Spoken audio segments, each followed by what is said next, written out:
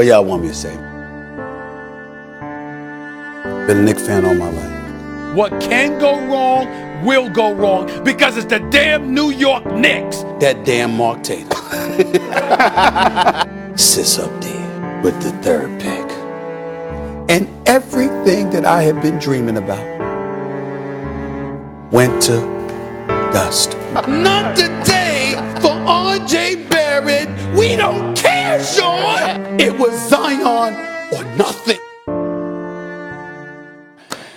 There he is, Stephen A. Smith, who is back with us here 15 minutes from First Take right here on ESPN. And I know I speak for all of your friends and your fans when I ask, are you doing okay today? Just want to make sure that you're feeling a little better today. Well, I'm a realist. Life must go on. I understand that. And I also understand that the level of misery that I have felt over the last 24 hours with the New York Knicks, as I reflect upon it, it's been quite more perpetual than that. It's not been 24 hours. It's been more like 24 years. And so when you take that into consideration, you just got to move on. And I recognize that that's what I need to do. Good. I'm delighted that you have. And so there's a million different places I want to take you. I want to start with the Zion situation in New Orleans. Damon Jones made an interesting point here this morning. He said, because Michael Wilbon speculated yesterday on PTI that there is some possibility now that Anthony Davis wants to stay or might decide he wants to stay in New Orleans. Okay, you're shaking your head. Let me start right there. You do not believe there are any circumstances under which Anthony Davis will decide he wants to stay in New Orleans and play with Zion? Well, what I would say to be more accurate is that if he does decide that there's some way that he may want to stay, it's a complete shift from him. He, through his camp, has made it incredibly clear that the status quo is in full effect, that they have no desire to remain in New Orleans, that they want out. The only thing that they wanted to modify is that it's not about the Los Angeles Lakers.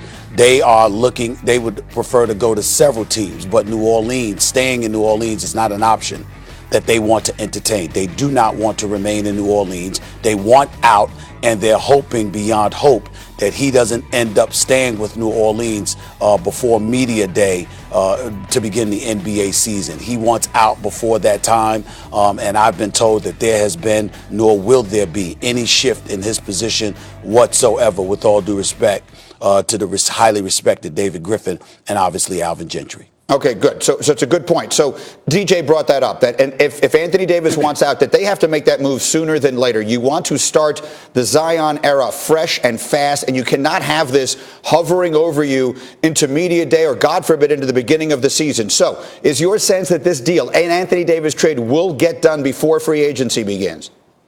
I don't know the answer to that question, to be quite honest with you, because Griffin is, he's smart and he knows what he's doing, and he's certainly not going to let go of the quality player, the likes of Anthony Davis, for anything short of what he deems to be equitable compensation. He's not going to be forced into making a deal that's bad for the New Orleans Pelicans. I can assure you of that. He's going to get what he wants out of the mix.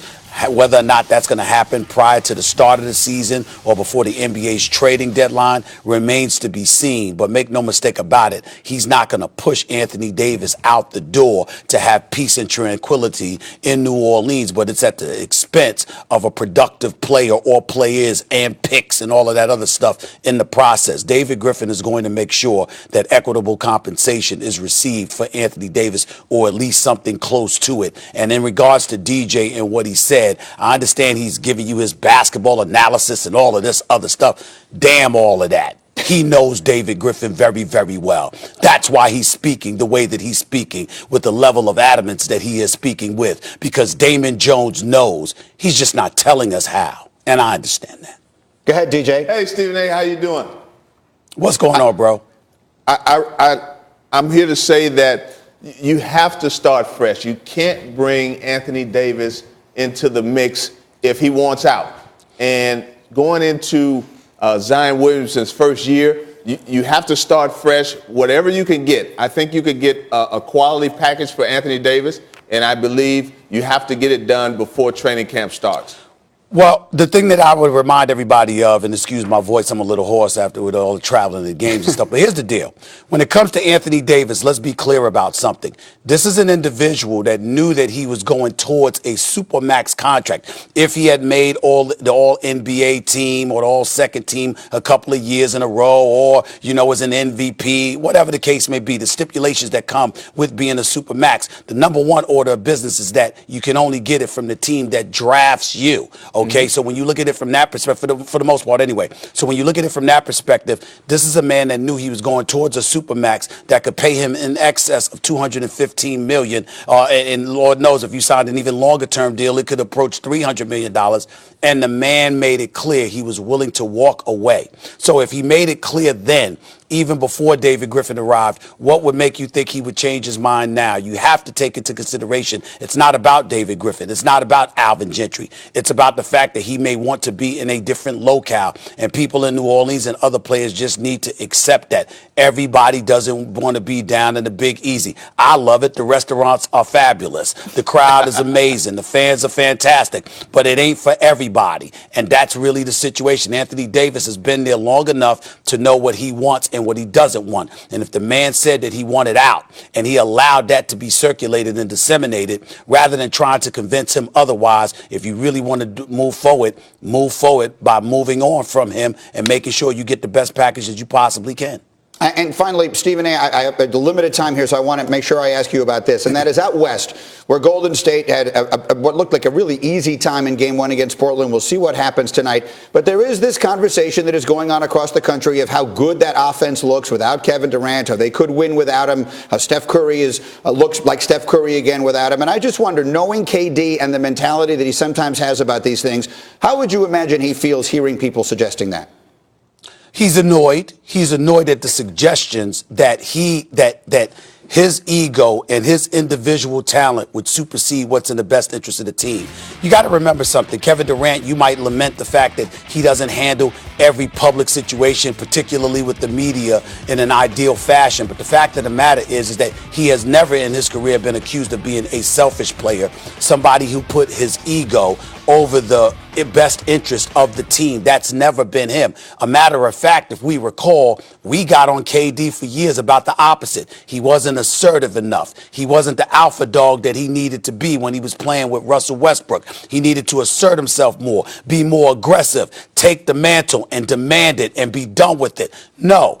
KD has been willing to be deferential because he knows how efficient of a superstar he is. He knows that no matter what system you put him in, no matter what players he's playing with, no matter what organization he's playing for, he's going to average 27 a night. That's who he is. And so when you look at Steph Curry and Klay Thompson and these guys and how great they look, it's not like Kevin Durant thinks that he's a minus. Kevin Durant is the kind of person that believes, I'm going to come back into the mix. I'm going to do what I do, but I'm going to ensure that I don't take away from what they've been doing. I'm going to help them keep going because that helps me. And his entire career has been about that. So to speculate about him feeling otherwise is probably ticking him off.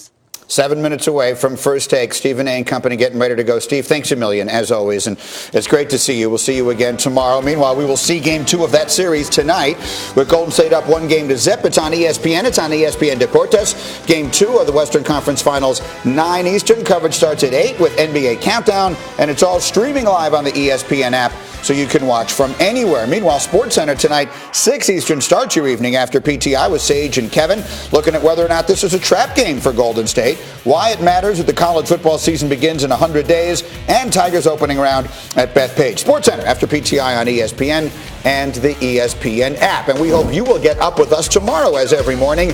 Tiger Woods is off to a slow start this morning. What will his day one look like at the PGA? Plus, Jalen will break down Game 2 of Blazers and Warriors, and how will Kawhi respond after falling short in Game 1? Get up tomorrow morning, 8 Eastern, here on ESPN.